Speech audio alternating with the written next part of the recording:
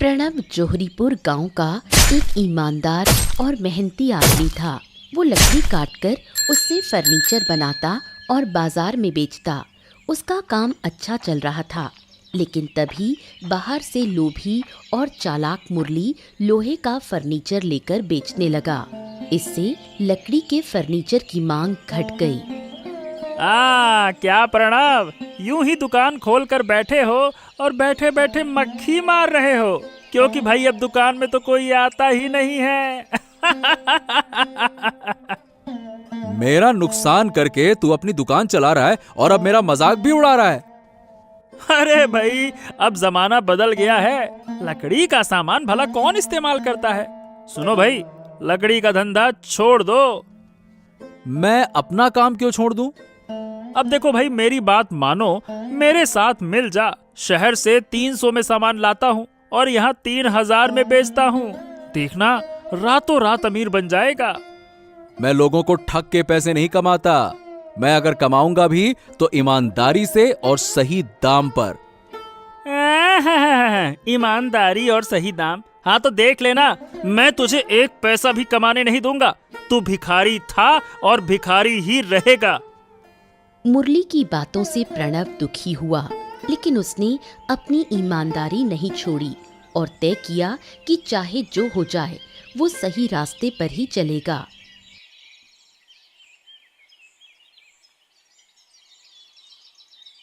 प्रणव की पत्नी आस्था उसे बहुत मानती थी और उसके हर फैसले को स्वीकार करती थी। व्यापार में नुकसान होने पर वो प्रणव को दिलासा देती है। मुरली रोज मेरी दुकान के खिलाफ कुछ न कुछ कहता है। अरे मैं दिन रात मेहनत करता हूँ, फर्नीचर बनाता हूँ, लकड़ी का सामान बनाता हूँ, लेकिन लोग मुरली की दुकान में ही पता नहीं क्यों भीड़ लगाते हैं। नुकसान फायदा तो व्यापार का हिस्सा है। घबराओ मत, ये समय भी निकल जाएगा। तुम्हारा काम फिर से चलेगा। कितनी बार झूठी तसल्ली दोगी? मुरली कह रहा था कि मैं भी उसके साथ मिलकर महंगे दामों पर सामान बेचूं, लेकिन मैंने मना कर दिया। तुमने बिल्कुल सही किया। लोगों को धोखा देकर पैसे कमाना सही नहीं है। तुम अपनी ईमानदारी पर डटे रहो। एक दिन तुम्हें उसका इनाम जरूर मिलेगा। हाँ, मैं कुछ महीने और कोशिश करूंगा। अगर तब भी कुछ नहीं हुआ तो इस गांव को छोड़ देंगे। प्रणव के उदास होने पर आस्था उसे दिलासा देती है, लेकिन अंदर ही अंदर वो भी भविष्य को लेकर बहुत चिंतित होती है। पीतांबर गांव का किराना दुकानदार था। वो गुस्सैल और लालची, हमेशा सामान की असली कीमत से ज्यादा पैसे लेता था। उसका मुरली से बहुत अच्छा रिश्ता था। गांव वाले उसे पसंद नहीं करते थे, लेकिन उससे उसे फर्क नहीं पड़ता। पीतांबर काका, कुछ सामान चाहिए था। आहा, बताओ बताओ, क्या क्या चाहिए? दूध, चीनी और 1 दर्जन अंडे। और बताइए कुल कितना हुआ? हाँ हाँ, बताऊंगा ना बेटा, थोड़ा धीरज तो रखो। रुको रुको। काका, आप जानते हैं ना, प्रणव की हालत इन दिनों बहुत खराब है। दुकान में कुछ भी नहीं चल रहा। अरे मेरी दुकान में भी कुछ नहीं बिकता है। मुझे क्या करना है तेरे पति से? मैं बस कह रही थी कि अभी आप सामान दे दो, 1 हफ्ते में पैसे दे दूंगी। अरे तुम तो बड़ी चालाक निकली। मेरे यहाँ उधार नहीं चलता भाई। मैं तो आपकी पुरानी ग्राहक हूँ, इसलिए कह रही हूँ। बस एक बार उधार दे दीजिए। वादा करती हूँ 1 हफ्ते में पैसे दे दूंगी। तो क्या पुरानी ग्राहक होने से मैं नियम ही बदल दूं? चलो यहाँ से, बेकार में मेरा सिर मत खाओ। उधार उधार नहीं मिलेगा, चलो जाओ। अरे अगर मैं सबके दुख सुनने लगूं ना तो भाई मेरा धंधा डूब जाएगा। कहा ना उधार नहीं मिलेगा, जाओ यहाँ से। आस्था चुपचाप सिर झुकाकर दुकान से चली गई और पीतांबर उसे अपमानित कर अंदर से खुश था। रात में मुरली और पीतांबर मिले और गांव की हर बात पर हंसी मजाक करने लगे। जब से मैंने प्रणव की दुकान के पास अपनी दुकान खोली है, लोग तो मेरी दुकान पर टूट पड़ते हैं। अगर तुम प्रणव का चेहरा देखो, अरे मजा आ जाता है देख के। अरे भाई, उसकी बीवी रोज मेरी दुकान पर आकर उधार मांगती है। मैंने तो साफ कह दिया, एक पैसा भी उधार नहीं मिलेगा। हाँ। ये बहुत सही किया। ऐसी हालत में लोगों को उधार दे दो तो पैसे मिलेंगे ही नहीं, उल्टा अपना नुकसान होगा। और क्या? और क्या, इन भिखारियों को उधार दिया तो बाद में पैसे वसूलते नहीं बनेगा। उसकी बीवी में तो बिल्कुल शर्म नहीं है, मना करने के बाद भी रोज रोज मेरी दुकान पे आ जाती है उधार मांगने, बेशरम कहीं की। मैंने तो प्रणव से कहा था कि भाई मेरे साथ मिलकर लोहे का सामान बेचो, लेकिन वो कहता है कि वो किसी को धोखा नहीं देगा। भुगतो अब फिर।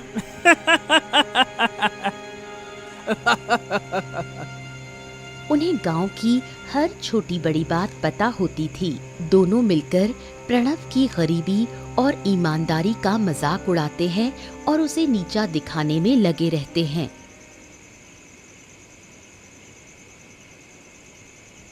प्रणव घर आते ही देखता है कि आस्था बहुत उदास है। बार बार पूछने पर भी वो कुछ नहीं बताती। कुछ नहीं हुआ, मैं बिल्कुल ठीक हूँ। तुम बाहर से थके हुए आए हो, जाओ हाथ मुंह धो लो। मुझसे बात मत टालो आस्था, मैं देख रहा हूँ कुछ तो हुआ है। रोज तुम हंसते हुए बात करती हो, आज क्या बात है बताओ। आस्था शुरू में कुछ नहीं बताना चाहती थी, लेकिन प्रणव के बार बार पूछने पर वो मजबूर हो जाती है। वो बताती है कि पीताम्बर ने कैसे उसे अपमानित किया और उधार देने से मना कर दिया। अरे इतने सालों से हम उसी दुकान से सामान लेते आए हैं, वो भी हमारा पड़ोसी है, फिर ऐसा बर्ताव क्यों? दुनिया में बिना पैसे के कोई इज्जत नहीं, पैसा ही सब कुछ है। ओहो, मैं कल ही जाऊंगा उस पीताम्बर के पास में और पूछूंगा किसने उसे इतनी हिम्मत दी कि वो तुम्हारे साथ ऐसा सुलूक करे। मैं देखता हूँ उसे, बुढ़ा खूसट कहीं का। नहीं, तुम कुछ मत कहना, बस अपने काम में लगे रहो। एक दिन हम भी सफल होंगे और उसी सफलता से हर अपमान का जवाब देंगे। आस्था की बात सुनकर प्रणव को प्रेरणा मिलती है और वो तय करता है कि जब तक वो इस अपमान का जवाब नहीं दे देता, आस्था पीताम्बर की दुकान पर नहीं जाएगी। प्रणव लकड़ी काटने जंगल में जाता है।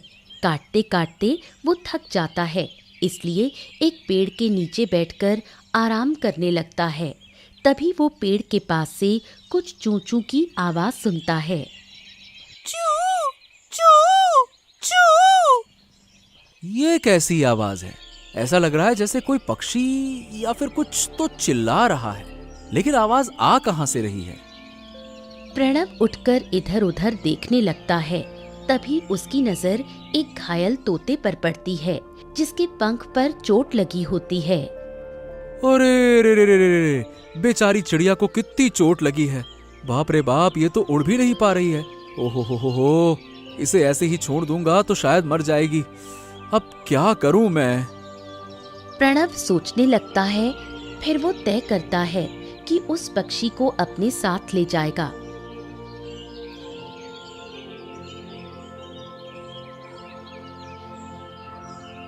वो तोते को घर ले आता है। फिर आस्था और प्रणव मिलकर उसका इलाज करते हैं और उसके पंख पर मरहम लगाते हैं। मैंने इतनी सुंदर चिड़िया कभी नहीं देखी। चेहरा कितना प्यारा है। क्यों ना ये ठीक होने के बाद भी हमारे पास ही रहे। अरे नहीं आस्था, इसका घर जंगल है, जरूर इसका परिवार यहीं कहीं रहता होगा। अभी कुछ दिन हमारे पास रहेगी, फिर जैसे ही उड़ने लायक हो जाएगी मैं इसे वापस जंगल छोड़ आऊंगा, इसके परिवार के पास में। आस्था प्रणव की बात मान लेती है और दोनों मिलकर उसकी देखभाल करते हैं। कुछ ही दिनों में तोता ठीक हो जाता है और प्रणव उसे वापस जंगल छोड़ने निकलता है। पीताम्बर के घर में वो और उसकी पत्नी शकुंतला ही रहते थे। पीताम्बर जितना बेईमान था, शकुंतला उतनी ही ईमानदार और सच्ची। इस कारण दोनों में अक्सर झगड़े होते थे। अरे भाग्यवान, मुझे समझ में नहीं आता कि तुम्हें मुरली से इतनी दिक्कत क्यों है। उसने तुम्हारा क्या बिगाड़ दिया है, बताओ। उसने मेरा कुछ नहीं बिगाड़ा, लेकिन उसकी संगत से तुम्हारे अंदर बुरी आदतें आ रही हैं। क्या? अरे भाई, कौन सी बुरी आदतें हैं? गांव वाले कहते हैं कि तुम अब बहुत गुस्सैल और रूखे हो गए हो। पहले सबके साथ अच्छे से बात करते थे, अब बस मुरली को छोड़कर सब पर चिल्लाते हो। मैं मेहनत से कमाकर इज्जत से जीता हूँ, तो गुस्सा करूँ या ना करूँ ये मेरा हक है, समझी? भूल मत जाना, यही गांव वाले तुम्हारी दुकान से सामान लेते हैं, इन्हीं की बदौलत हमारा घर चलता है। भूल गए कैसे 18 साल पहले हम सब कुछ छोड़कर यहाँ आए थे। मुझे मेरा अतीत याद मत दिलाओ। जैसे तुम मुझसे मुरली से दूर रहने को कहती हो, वैसे ही तुम भी प्रणव की बीवी आस्था से दूर रहो, समझी? आस्था और प्रणव मुरली जैसे धूर्त नहीं है, उनके साथ रहकर मैंने कभी कोई गलत काम नहीं किया। और ऐसे ही हर दिन की तरह उनका झगड़ा शुरू हो जाता है। गांव वालों के लिए ये रोज का मामला था, इसलिए कोई उन्हें रोकने नहीं आता। प्रणव तोते को जंगल में छोड़ने आता है। तभी पहली बार वो तोता बोल उठता है। प्रणव हैरान रह जाता है। तुम बोल सकते हो? हाँ, मैं बोल सकता हूँ, और सिर्फ इतना ही नहीं, मैं इंसानों का भूत और भविष्य भी देख सकता हूँ। क्या? लेकिन कैसे? क्या तुम्हारे पास कोई जादुई ताकत है? और तुमने मुझे पहले क्यों नहीं बताया? क्योंकि मैं चाहता था कि जंगल आकर तुम्हें सब कुछ बताऊं। मैं कोई साधारण तोता नहीं हूँ, मैं गुरु रामेश्वर का पालतू हूँ। उनके कहने पर पास के गांव जा रहा था, लेकिन एक तूफान में घायल हो गया। अब ये गुरु रामेश्वर कौन है? कहाँ रहते हैं?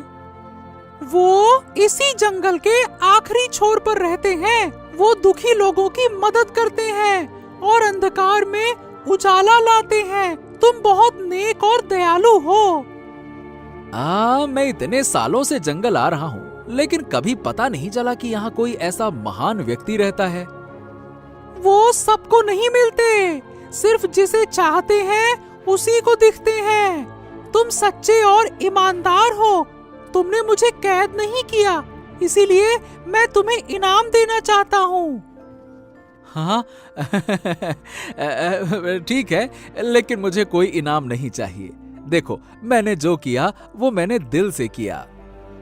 मैं तुम्हारी सारी समस्याएं जानता हूँ और उसका हल भी। हाँ, चलो मेरे साथ। फिर तोता उड़ता है और गुरु रामेश्वर की ओर ले जाता है। प्रणव उसके पीछे चलता है। पीतांबर मुरली को घर में हुए झगड़े की बात बताता है।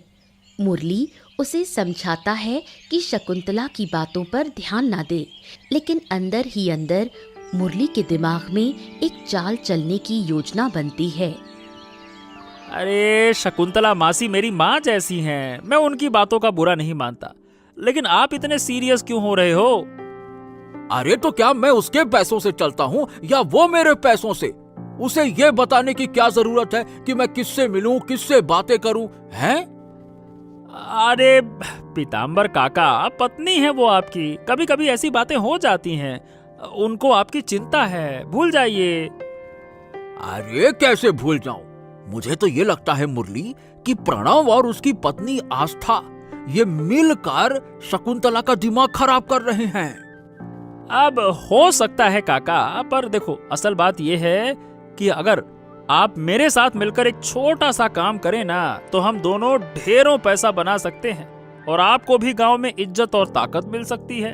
बोलो काका। हैं? ऐसा क्या करोगे भाई तुम? आप मेरे व्यापार में थोड़ा सा पैसा लगाइए, कुछ ही दिनों में इतना मुनाफा होगा ना जितना आपकी दुकान से महीनों में नहीं होता है।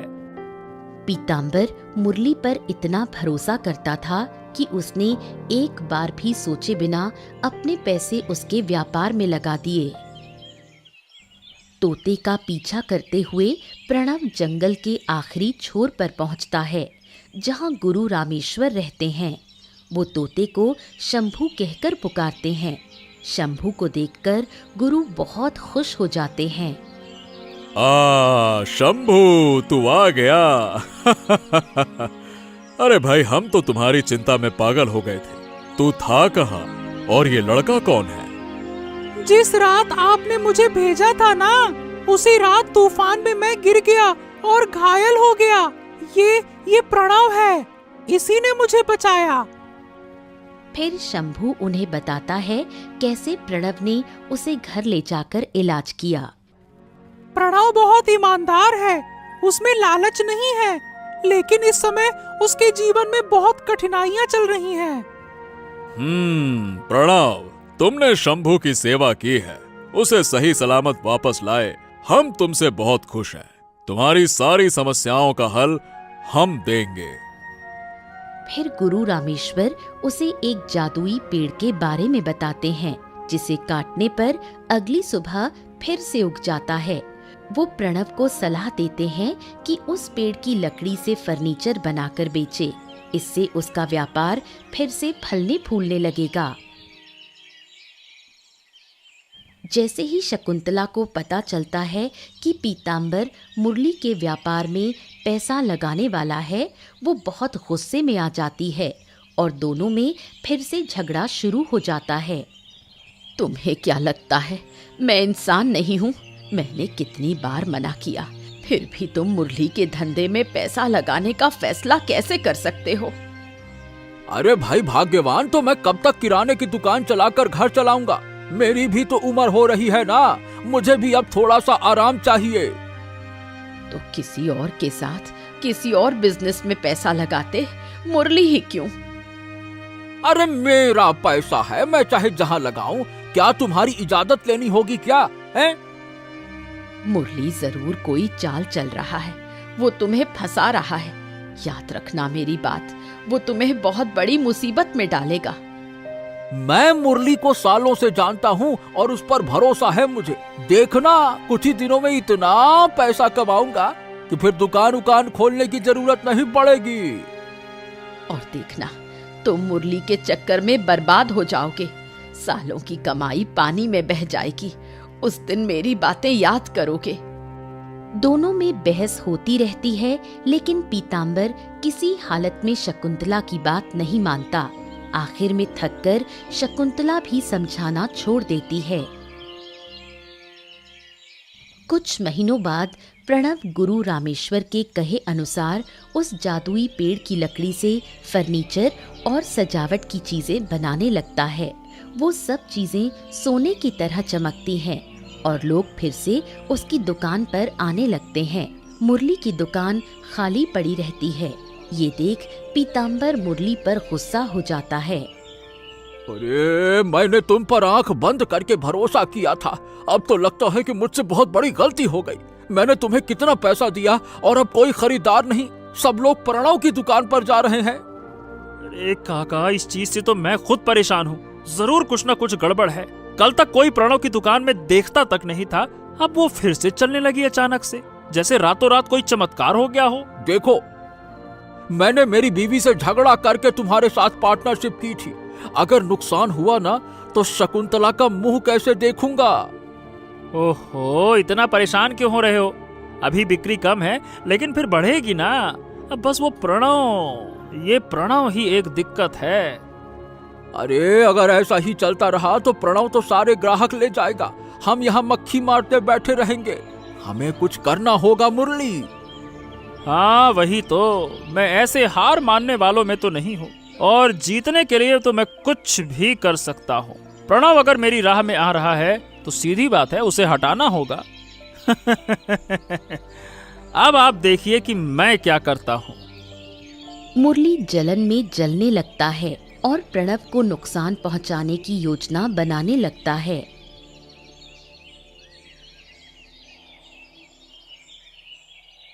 एक रात मुरली पीताम्बर के घर आता है और प्रणव की दुकान को नुकसान पहुंचाने की योजना बनाता है, लेकिन शकुंतला सब सुन लेती है और उन्हें रोकने की कोशिश करती है। तुम लोग बहुत बड़ा पाप कर रहे हो। अगर किसी को पता चला तो बहुत पछताओगे। अरे चुप रहो तुम, हमारे मामले में दखल मत दो। और अगर गलती से भी प्रणव को कुछ बताया ना तो तुम्हें भी जला दूंगा मैं, समझ गई? मासी, हम ये सब अच्छे के लिए कर रहे हैं। अगर प्रणव की दुकान रही तो हमारा धंधा कभी नहीं चलेगा। फिर वो शकुंतला की परवाह किए बिना रात के अंधेरे में प्रणव की दुकान पर जाते हैं और आग लगा देते हैं। फिर अपने अपने घर चले जाते हैं। पूरी रात दुकान जलती रहती है। बेचारा कितनी मेहनत से फिर से खड़ा हुआ था, तुम लोगों ने उसकी दुकान जला दी। इसका फल जरूर मिलेगा। अगर फिर से प्रणव का नाम लिया तो मैं तुम्हें भी आग लगा दूंगा। मुझे तो चुप कराओगे, लेकिन सच एक दिन जरूर सामने आएगा और तुम दोनों को सजा मिलेगी। शाप वाप देने से कुछ नहीं होता है, मुझे बस अपने मुनाफे से मतलब है। चलो हटो, अब सोने दो, कल मेरा बड़ा दिन है, बात करती है। शकुंतला डर के मारे चुप हो जाती है और प्रणव को कुछ नहीं कह पाती। दूसरी ओर पीतांबर चैन की नींद सोता है।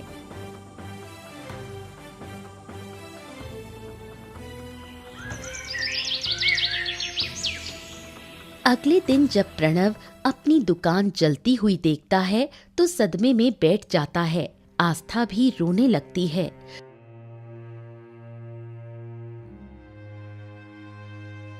अरे अरे कल रात तक तो यहाँ कितनी भीड़ थी। हो दादा रे दादा, अब क्या हो गया एक ही रात में? के प्रणव, क्या हो गया? हाँ रे प्रणव, ये क्या हो गया? आग कैसे लग गई?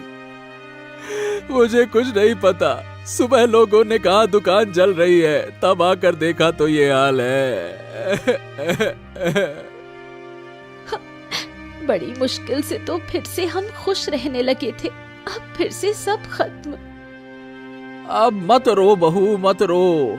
जो किस्मत में नहीं है उसके लिए रोने से क्या फायदा? समय के साथ सब ठीक हो जाएगा। अरे दुकान में 57,000 रुपए का सामान था, दिन रात मेहनत करके बनाया था, सब राख हो गया। अब क्या करूं मैं? अरे प्रणव भाई, अब क्या करोगे?